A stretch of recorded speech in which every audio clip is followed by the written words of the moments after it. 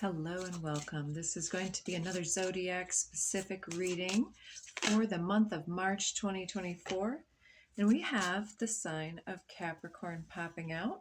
We already have these signs of Scorpio, Aquarius, and Aries already uploaded. And now it is Capricorn's turn for a specific message for them. Let's see. Capricorn achieve. Let's see.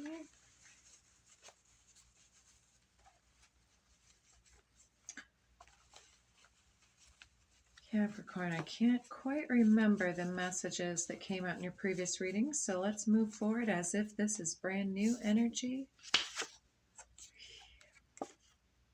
Psychic attack. Well, we don't like to see that. Friend professional zone, boundaries, hands off. So, yeah, hands off. Putting somebody in their place. This may be a subconscious attack, or it may be somebody who's messing around with some really low energy. Could potentially, but not specifically, doesn't need to be a Sagittarius. Sagittarian energy is mutable. It's about ethics and morals and the higher law and the way that we choose our character by our adherence and exploration of how to bend the rules and not break them. And somebody here seems to be learning a lesson, potentially. Let's get just a couple more cards. Number 2, sacral chakra is popping out with manifestation underneath. So perhaps some type of emotional situation has come from this. Okay, we're getting a couple more under the deck here. Manifestation 2222. I think of you all day. And then gaslighting, manipulation, look deeper. And the letters could be initials of person, place, or thing. M, N, O, or P. Whatever comes into your mind there. So somebody, I feel somebody is trying to get into your energetics, if you catch my drift. Like they're trying to plant themselves in your mind and plant seeds of self-doubt and get their hooks into you. Somebody is using their energies to negatively manifest something. Try to get back into your graces, or if they're somebody who's an obvious enemy, could be somebody who's just really playing with their ability to emotionally affect you. And this could be with shame and guilt, father issues, such as you haven't done enough, you're not trying hard enough, you're not as proficient or achieved as those around you, and so calling you out in front of groups or something along those lines. Could be creating a lot of mood swings and drama between the two of you in this group dynamic, but the mood swings that you're feeling are because somebody is interfering with your base level vibration. Getting advice from friends may help. To feel, it says water sign, I love to cuddle and kiss, but to me in this context, it looks like especially with mood swing and drama, it's again with that sacral chakra, that water element of playing with your emotions. There's a need to retreat from situations and put an end to this. So let's leave those cards there and get you some tarot. Let's start with the vice versa deck. Splitting the deck to the back of the Fool and the back of the King of Pentacles. Back of the Queen of Swords shows herself here, and the back of the King of Pentacles. So a lot of things happening outside of the awareness or the public sphere when backs are turned. I'm hearing that people are talking about things, discussing issues. Yeah, there seems to be a lot of hard work going on right now. Somebody's watching you like the cash cow here while you're doing the lion's share of the work, carrying this heavy burden. Your discipline and work ethic are showing here. And this person already has plenty behind them, and this cow's out with just grass, and they're just sitting back in their throne here. Take that as you will. And on the other side, it's like they have all these words here as the King of Swords with their back turned to you, kind of socially cutting you or subtly instructing you, but their words are potentially toxic, or it's the abandoning, discriminating father. It's the toxic father issue shown in the backside of the King of Swords today. And this here, it seems to me to represent your innocence and wish for communion and fun and celebration and connectivity here. Like your water, your cup runneth over, quite literally, and you got this fountain in the back, and then there's these other individuals having a good time around you. They're all enjoying your presence while this guy's just fuming. So somebody's observing the way that you are, your ability to come in and just be who you are, and to maybe you have more social charisma than this other individual, or more than you even consider yourself to have.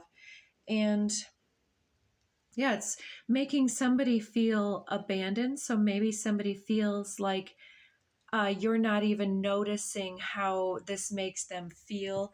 They want to be associated with you in this way, and they're not feeling that same type of confidence. They feel cloaked, or like there's something that they need to hide. I think that they're comparing themselves to you and finding themselves lacking, which seems to be some type of their own father wound that they're perpetuating. And this is putting you into a choice point here. So let's get just another spin on these cards. That one flew out. That is the Five of Pentacles, which is showing upside down this direction. I'll show you it upright so you can make sense of that image. Someone holding their head. It's like they're inside the church now. This is the traditional view of the Five of Pentacles, outside in the cold. So this person is now inside, but they're alone. It's kind of like they're still cold and alone in some type of a way, holding their head. They're still unable to surpass the voices in their head. But I'm seeing this new beginning coming out for you, where that passive innocence of you being happy and comfortable in your own skin, feeling abundant enough to uplift others and share your resources forth. You've got enough to go around and then some.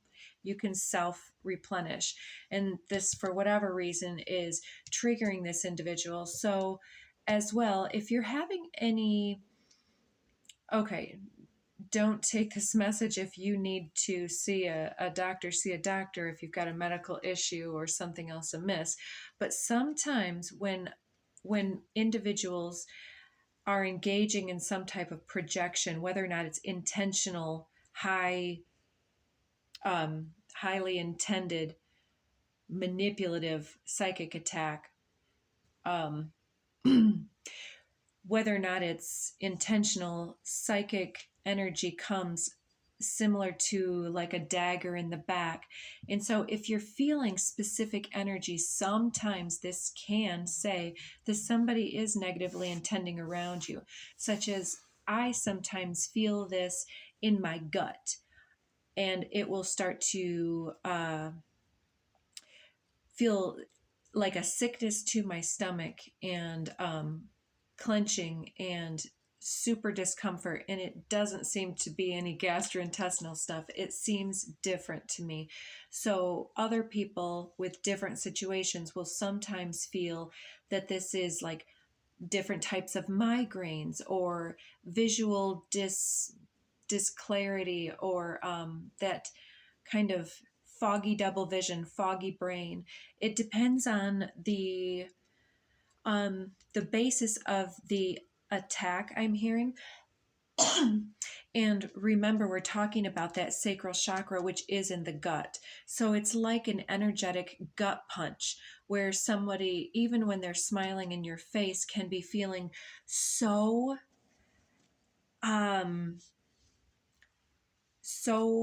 low vibrational energy coming so intensely for them that then they're envisioning their energy kind of pummeling you. I don't want to focus on that though. Let's clear this energy out.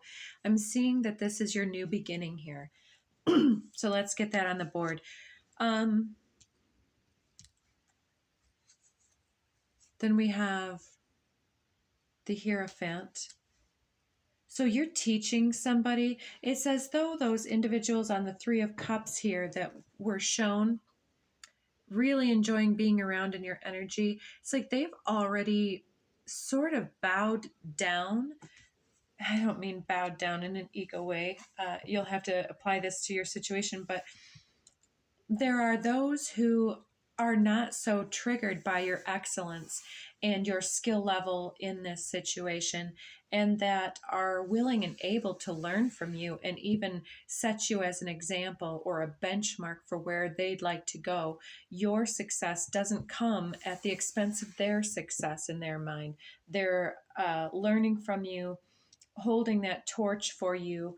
And even if you are coming across with this masked, cloaked energy, maybe it's because you're appearing as this very vulnerable, youthful individual, masculine or feminine. That imagery of this small girl that doesn't get her automatic respect given to her. It's like she has to earn it 10 times more than the one that's entitled. So gotta cover up the imagery. The Moon card is showing itself, and it's as though it's talking about the choices that we must make at this time, and that I see you, Capricorn, as this choice point in this other individual's life. It's like they're perceiving this vulnerability and innocence, and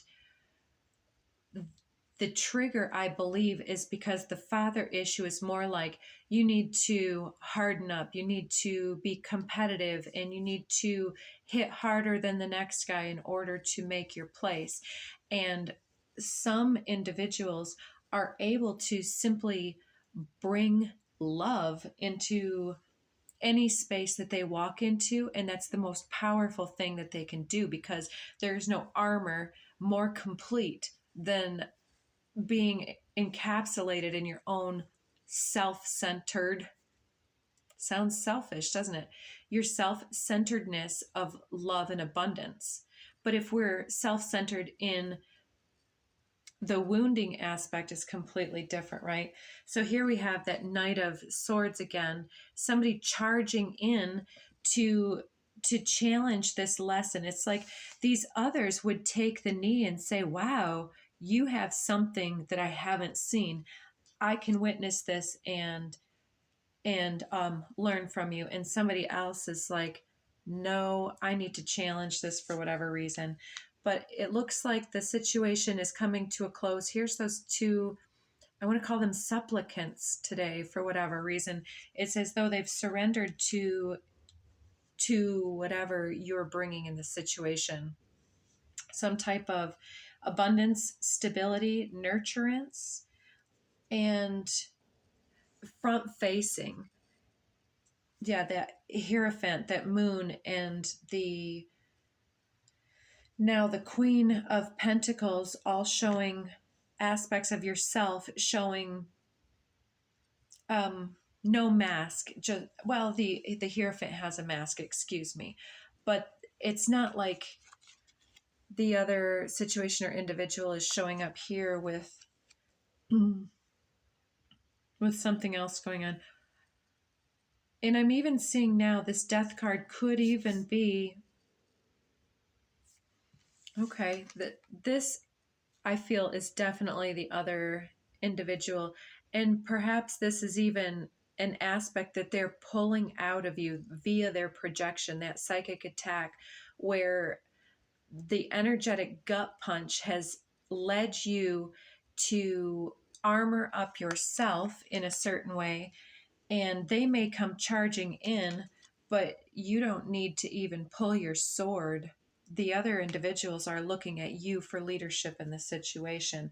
So it's like you have nothing to prove further in this situation. So that sounds interesting. Let's see what else is coming out. Okay. Under the deck, we have number 5, which corresponds with the Hierophant, the Shaman. That's what I'm talking about. Divine wisdom and spiritual power. It's so subtle and so obvious. And you seemingly would have been willing and able to be part of this group, but in the fact that there's some toxicity going on, you've been denied your potential here, and you've been kind of stuck on a shelf as if you would sit there and wait for this individual to acknowledge or give you permission to succeed. It's, yeah, I heard this earlier and it's been going through. It's like another individual is trying to hold you back behind the limitations that they have imposed upon themselves, rather than to uplift your potential, which may surpass them. And it very well could be your father or a father figure, a boss, some type of emperor. So along with that Shaman card, we had a few popping out. First one showing itself was the number 8, Strength. It's a gorgeous card with that enormous elephant, but elephants are quite the gentle giant. They can become a bit aggressive, but it's a very beautiful card. Elephants are one of the earth keepers of the animal kingdom, and this elephant is representing the courage and endurance to continue to stand in our own truth, in our higher wisdom, and to deflect and cleanse and clear any projections, any psychic attacks, and to be able to witness that and not even bat an eye, just dismiss the energy and rebound it. So if you are called, you may you may be interested in invoking something like the Evil Eye Talisman, which assists us in sending any malicious intent back to the originator, not to cause them harm, but only so that they can learn from the medicine that they're dishing out. And we put that in Spirit's hands, not our own. The other two popping out, we had the 5 of Feathers, strategy and resilience, the armadillo here, representing our self-protection in the situation. And it seems almost like our spiritual armor is like that. The Merkaba field that surrounds us is filled with so much love that it's a natural barrier. it keeps us away and out of resonance with toxicity in huge ways. So if somebody else is strategizing to bring us down, our resilience is going to keep us light as a feather and advancing through this chaos. With that came the world fulfillment, celebration. We already talked about celebration with the whale. The whale is one of our beautiful ocean keepers. So we've got a lot of really big, protective, earthly, universal, but not universal, the universal energies that are held within animals representing the elementals.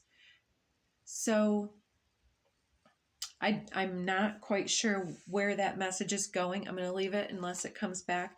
And there's this small pile here. We have the magician. Willpower and creation. We've already talked about that. Our ability to stay true to our alignment. The Knight of Shells. Charm and passion with that pink flamingo. You are unique. You have an obvious level of well-being that keeps you shiny and renewed. The pink hue on a flamingo tells us how healthy it is. And often people can wear their ill health and ill intentions right on their sleeve. We also have number 2, the High Priestess. Are you seeing how much major arcana we have? The High Priestess is this happy lynx energy basking in the sun, intuition and sacred knowledge. This is like this Queen of Pentacles who knows her value or his value and walks with their own familiars here in full intuitive, protective knowledge, guarding the sacred. And that's why others are drawn to that light. Then we have the 4 of Shells with this crane energy, very similar to the flamingo. Soul searching and reevaluation.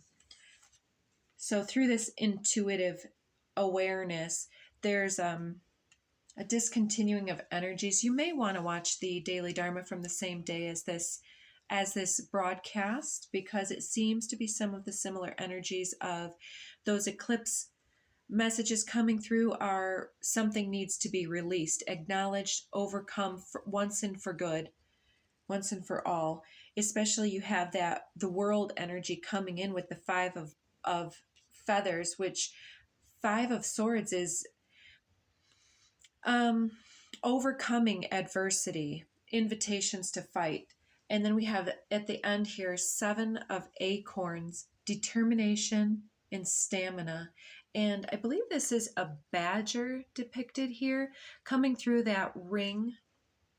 It's like an infinity symbol here too. And it's like not letting the toxic forces or the invitation to fight bring you backwards or to distract you or displace you from the pursuit of your goals, because you're here to work hard and achieve. And like we saw in some of the pre-shuffles, that you're doing the hard work, you're putting a lot of effort in, and you will inevitably achieve. And if somebody is so triggered by your hard work and determined effort to succeed, then they're really being super lame, and it's not your problem. So it looks as though you are able to move beyond that energy and kind of not look back. Expect the best, but prepare for the worst from the Art of War deck. A positive outlook is great, but it's also important to prepare for the problems that might occur along the way. Sometimes you find yourself caught up in a difficult situation. If it's not worth fighting, back out. If it is, prepare well. Come up with a game plan. List your opponent's possible actions and plan your counter moves.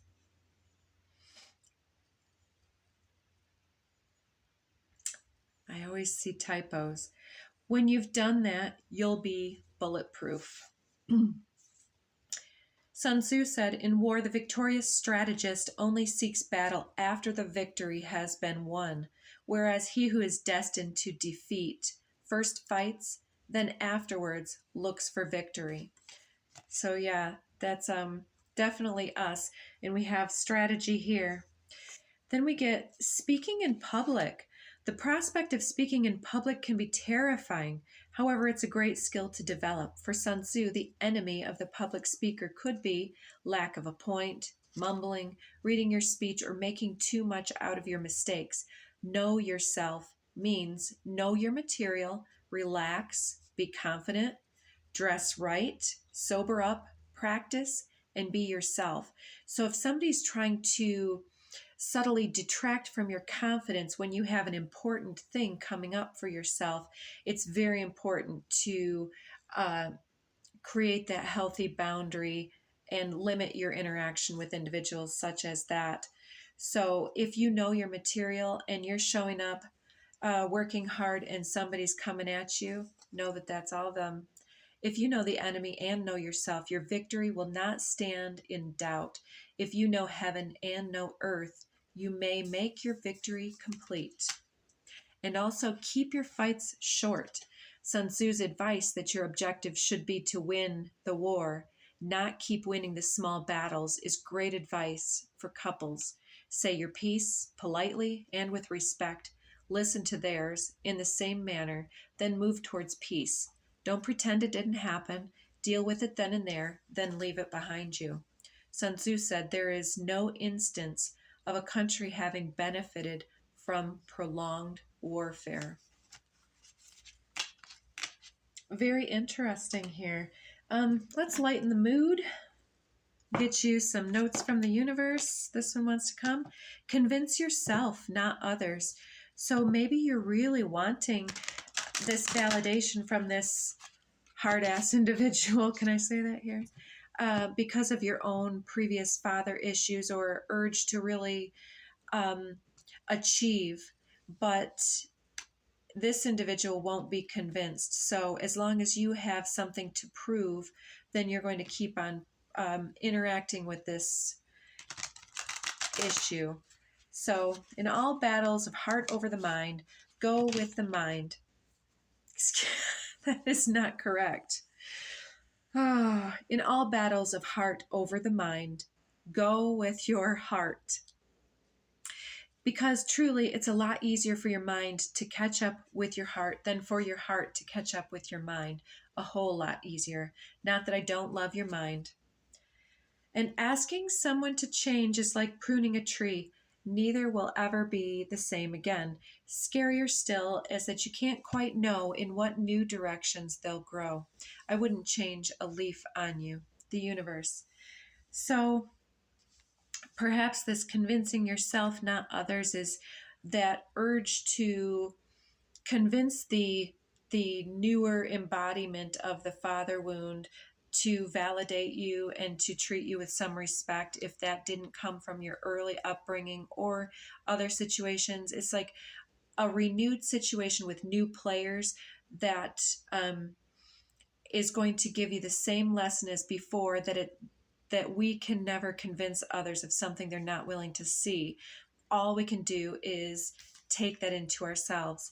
The need to clarify, explain, or justify oneself in personal relationships is always self-serving. What's important is knowing the truth about why you felt the need, because it often points to insecurities that could be dealt with in more effective ways. Hi-ho, the universe. And I would add to that one last caveat, if I may. If we are having arguments in a relationship where there's a lot of healthy reflection and reciprocal consideration and engaged conversation, that's one thing.